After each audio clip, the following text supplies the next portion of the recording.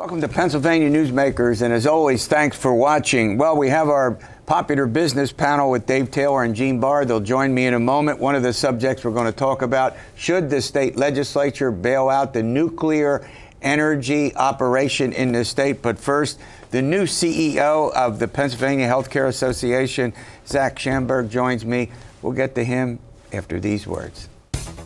This is Pennsylvania Newsmakers, a fast-paced, unrehearsed weekly discussion with and about the leaders who shape your world.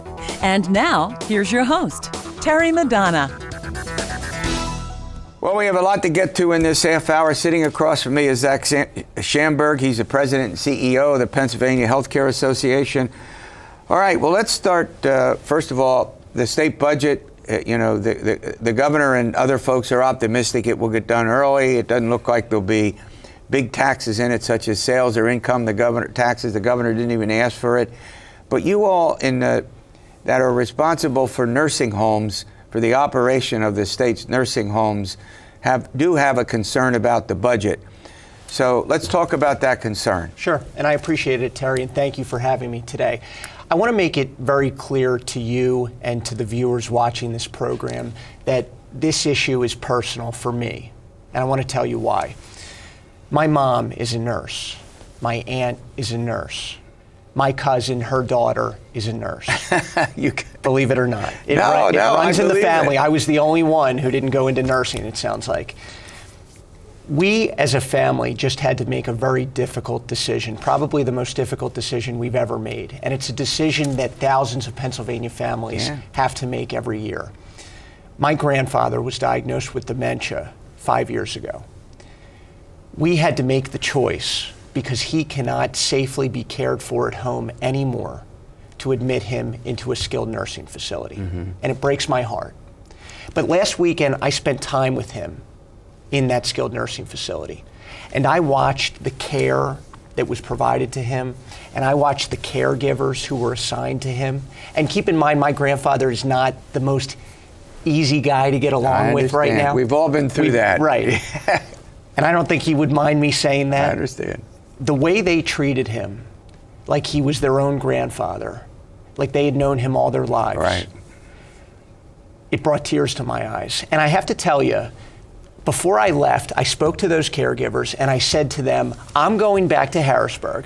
I'm going to talk to the General Assembly. I'm going to talk to Governor Tom Wolf and his administration. What do you want me to tell them? What do you need? And they used one word. M-O-N-E-Y? Well, support. Support. They needed support, just like my grandfather needed support. And you're asking about the budget? Well, hold on a second. Yeah. We went through this. I mean, literally, thousands and thousands of Pennsylvanians have to make that decision for their parents and their grandparents routinely. I had to make the decision for my mother. Sure.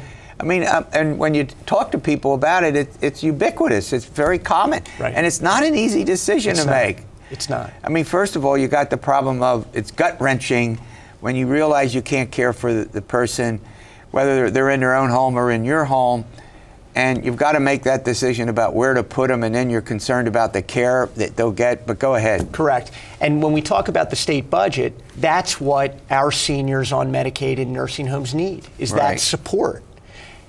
It's what caregivers need working in those nursing homes, support. And I got to tell you, it's 4 years in a row of flat funding for seniors on Medicaid and nursing homes.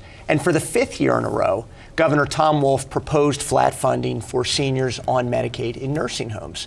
I believe the state made a commitment to its population that if you run out of money, if you don't have retirement income, there is a safety net, and it's Medicaid. Doesn't sound like we're honoring that commitment to our aging population. All right, well, let me put it this way. How optimistic are you that your appeals to the legislature and to the governor will be successful? Well, I'll say this, and I'm going to give you a shout out here. You wrote a terrific editorial this week. See, I didn't pay him to say this. Honestly, I didn't. You did. You wrote a terrific editorial this week about political discourse and about Republicans and Democrats coming together and compromising. Terry, this is an issue supporting our senior population that I believe transcends party lines. It transcends party politics. This is something that every legislator in Pennsylvania and the governor should support. All right, we're going to run to a break. When we come back, I understand that you having staffing problem with nurses and other folks. In other words, finding people to work in nursing homes, that's obviously critical. We'll get to that in a moment. This broadcast of Pennsylvania Newsmakers is presented by the Pennsylvania Chamber of Business and Industry, the statewide voice of business, and by the Pennsylvania State Education Association and Partners for Public Education, bringing the power of a great education to our schools, our students, and our communities.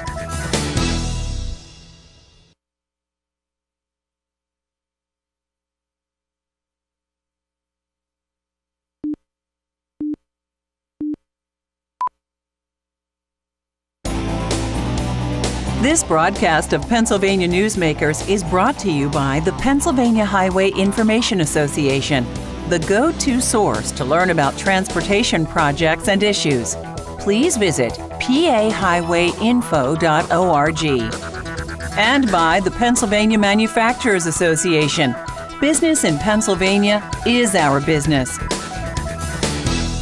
Welcome back. Well, I'm talking with Zach Schamberg. He's the president and CEO of the Pennsylvania Healthcare Association. We're talking about a number of things related to nursing homes. One of the problems, and I mean, maybe it's not a huge surprise given the economy, staffing shortages have become a serious problem for nursing homes. What's that about? How'd that happen? And I think it's every industry and every sector across the state today. It certainly seems like it. But I can tell you, Terry, I travel the state and I talk to providers in every corner of Pennsylvania.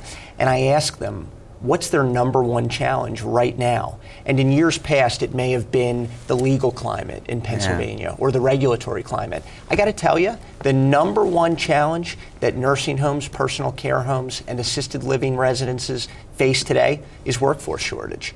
And there's a few reasons why. I mean, the work that caregivers do is demanding. It is physically and emotionally demanding. It's rewarding, but it's not easy. But why is it all of a sudden a big challenge? Because of the things you just mentioned, or are there other factors? And I think there's another factor. I think it's that there is not a focus in schools, in training today, to send younger Pennsylvanians to this workforce, to get them experience in nursing homes, personal care homes, and assisted living residences. I mean, we've estimated that in the next 5 years, there are going to be 1,400 LPN and 2,000 CNA. Those are nursing positions that are going to go completely unfilled because there's no workforce to take those jobs.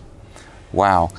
So there has to be an argument for why people should go into that field. I mean, obviously it's rewarding given the fact that you're helping people. It has great rewards, but it has to be challenging. It's not easy. No, it's not easy. It's got to be tough. It takes a special kind of person to do that job. And I look in our buildings and I talk to providers and I look at the services that they provide. You have nursing care, specialized care, therapy, speech therapy, dining services. The career ladder in long-term care is really unlimited. It knows no bounds.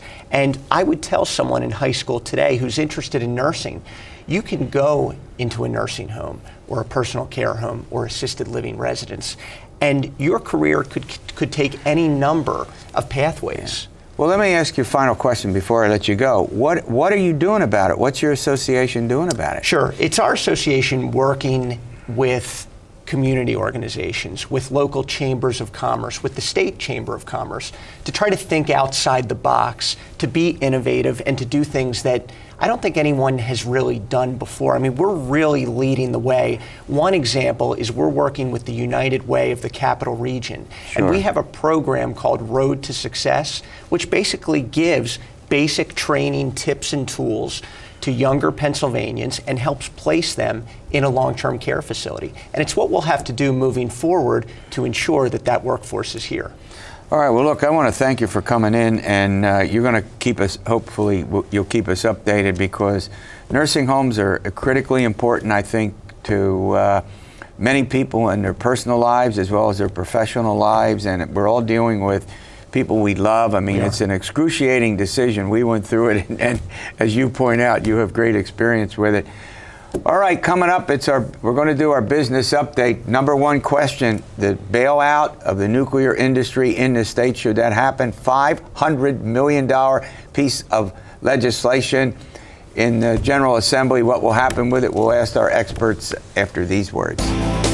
This broadcast of Pennsylvania Newsmakers is brought to you by the Pennsylvania Credit Union Association. Pennsylvania Credit Unions, where people are worth more than money. To find a credit union that is right for you, check out ibelong.org. And by the Energy Association of Pennsylvania, Pennsylvania's energy information source.